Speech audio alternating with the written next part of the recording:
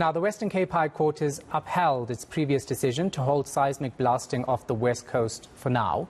Australian geodata science company Searcher attempted to overturn the interdict, halting its seismic activity. The blasting is being challenged by West Coast fishing communities who say they are still not being consulted. For more on this, let's bring in founder of We Are South Africans, Gilbert Morgan. Gilbert, thanks for your time. We appreciate it. So they obviously haven't managed to overturn this interim interdict, which works in your favor. But this is not the end of this battle, is it? No, unfortunately, it's not the end. But I think it sends a stern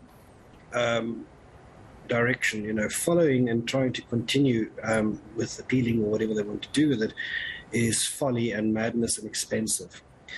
The issue here is the issue of government not participating or including people of South Africa in the decisions of the communities. And the communities just do not have a say. And this time around, their voice was clearly heard, and the judge understood that the rule of law didn't understand. He stated that the rule of law is prime in our country and should be respected by all, including the government. Yeah.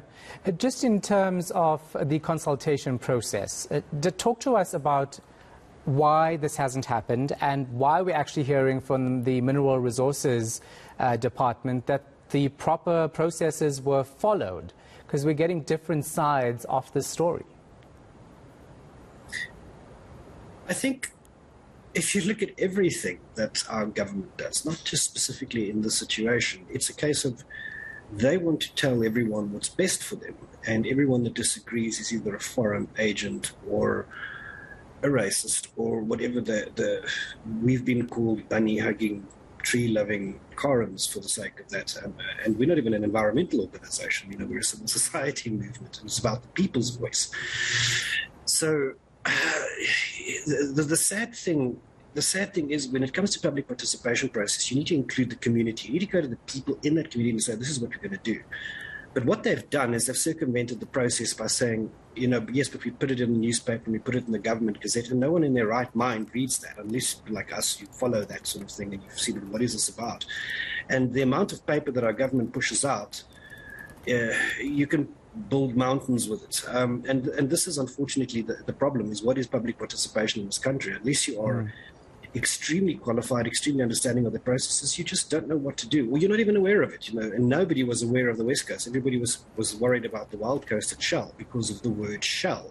And that was why they said, okay, well, let's just do it over a period, which the judge also mentioned, that it is where schemers do their work. And just for those who are watching and are probably wondering why there's still so much fuss around this, let's talk about the importance and impact that the seismic surveys actually has, according to you, on fishing communities. Well, you have situations where they were telling some people that attended some random meeting somewhere that, while we're on the sea, you just have to wait for us to complete our survey before you can put your boats out. I mean, you're telling somebody you can't eat today because we're busy.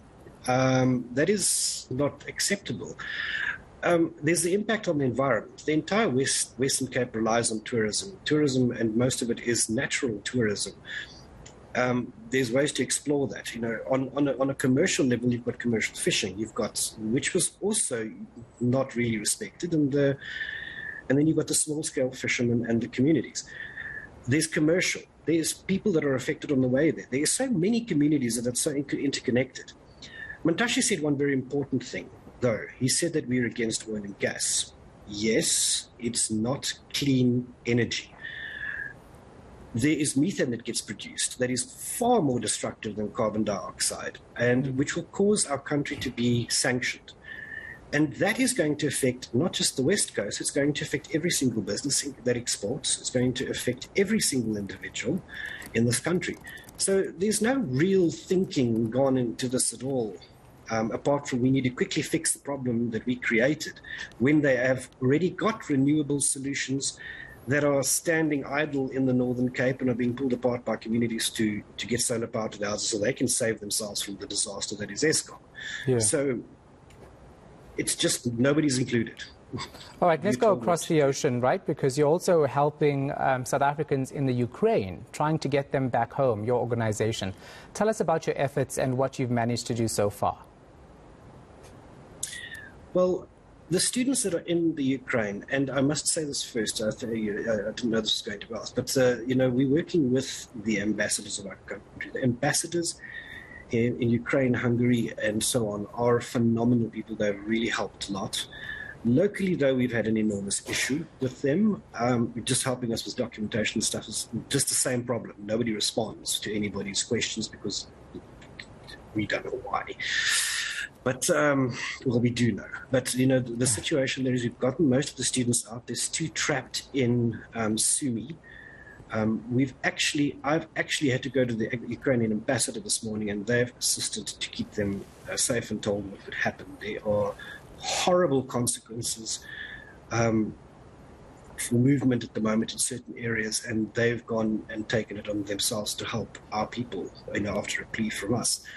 So while DERCO is now suddenly waking up after we did attack them a little bit earlier this afternoon, and we will continue to do so now because they need to be more responsible towards our people in foreign countries. We've managed to get them out. They've managed to be housed. The diplomats are helping to get the necessary paperwork out in Europe, that is. And we're also engaging with Russian students. There's huge dramatics about money, and we had a fight earlier before this meeting with our Russian embassy, who told their students not to be sensational and dramatic, and don't worry, Russia's fine. And we're saying it doesn't matter if Russia's fine or not. If they can't eat, then we have a problem. So it's a mixed match of ugliness at the moment, but our priority is to say, these are our people, these are our students, they have worked hard to get there, and if something happens to them, we need to get them home. Most of the people that are students are safe. There are still families that are trapped in the Ukraine. And we're also trying to help them. It's just a simple process of connecting person to person, because that's what we can do from here. And then once everyone is out, we can move them to a centralized location and then arrange for flights to bring them home, because we do not rely on cabinet or the government who are arguing about who is responsible to do this. We're just going to do it ourselves. Yeah.